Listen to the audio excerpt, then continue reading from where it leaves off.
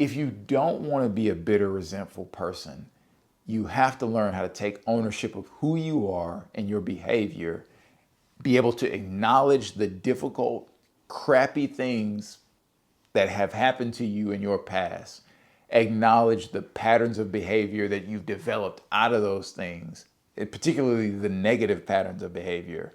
Take responsibility for those things and adjust them. Don't use the fact that somebody did something to you to justify your own poor behavior. That's the point. Taking ownership and self-improvement is about being able to say, and really character development is about being able to say, this really difficult thing happened to me, but I will not use that as a reason to perpetuate those kinds of behaviors or any sort of negative behavior out of that, you know. Yeah, I mean, it's the romantic relationship where you get cheated on, and it's very tempting to now look at everybody, if you're the guy, you got cheated on by a female, and now every female is a terrible human being. I think a lot of the tensions around race that we have right now are a symptom of this, where people are frustrated about something that's going on or that's happened to them in their own personal lives, and maybe they see it along the fault lines of race. Maybe like a white police officer roughed me up during a traffic stop or something like that.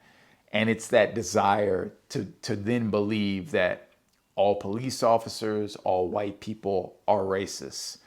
When in reality, this is an isolated thing that happened to you. And yeah, maybe there are other racist people. Maybe that police officer was racist. Maybe there are other racist people. But it's the same thing. It's the same thing with me though, right? Like, just like I have to remember that a woman being in a leadership role over me is not me being a 5-year-old around my sister and my mother and being subordinated aggressively around them. That all women aren't that, right? It's the same thing. You have to be able to put a box around your experiences and then pan out and evaluate people on an individual basis. I mean, are there patterns of abuse in society? Is there racism, sexism, ageism, any number of isms in society? Of course there are. And of course these things exist. But if you are going to have relationships, if you are going to interact with the world and not be bitter and resentful and not be given to extreme ideology as well, then you have to be careful about classifying whole groups of people based on your experiences with one or two people, right? I have these one or two women in my life who at that time were struggling, and then that struggle rolled down to me. So as a grown man, I have a choice. Either all women are bad, or I was in a particular situation at a particular time in a particular context. And I think maturity says be able to differentiate and be able to not be pulled into, extreme ideas of they always, or people like this always, where you're typecasting whole groups of people.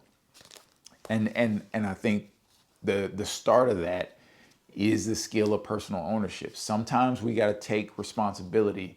Not sometimes, a lot of the times, maybe all the time, we have to sometimes take responsibility. All the time, sometimes. We have to take responsibility for our own behavior all the time. It's our behavior. We have to control what we can control. That means we also have to control our thoughts and beliefs, and we have to scrutinize our thoughts and beliefs and say, is this true? Or am I creating a narrative out of a painful experience? A narrative that may be completely false. A narrative that typecast a whole group of people because I'm guarding my own pain and I don't want to be triggered and I don't want to experience that thing again. So I'm othering a group of people. You got to take responsibility, folks.